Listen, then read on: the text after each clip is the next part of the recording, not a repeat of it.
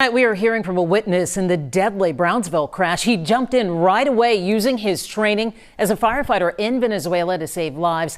Anayeli Ruiz is in Brownsville. Anayeli, you spoke with that man and also with the person he helped.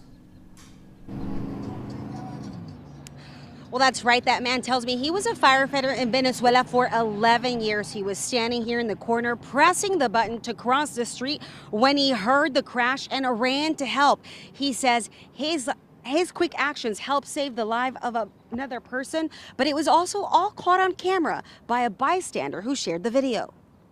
29-year-old Brian Pineda still can't believe what he witnessed Sunday. It all feels so surreal for him. He said he was standing here at the corner and heard the car's motor.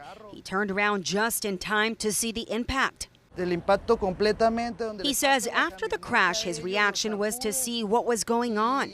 And when he saw the magnitude of those injured, he quickly jumped into action. His instinct as a firefighter from Venezuela was to help a man who lost his leg. He was scared he was going to bleed out, so he made a tourniquet with the victim's shirt.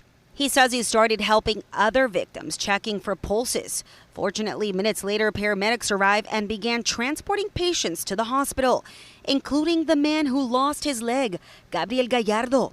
Over voice messages, I spoke to him, and he says he remembers waiting for the bus. And the next thing you know, he was yelling at his friend because his shoes were hurting him. But he told me he's grateful Brian was able to help him.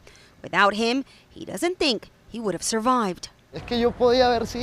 He feels lucky he wasn't standing at that bus stop, and lucky to be at the right place at the right time to help others in need.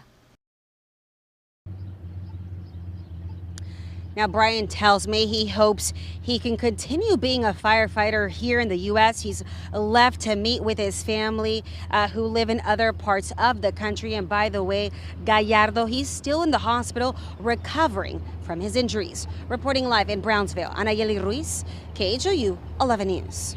So brave. Thanks for sharing their story, Anayeli.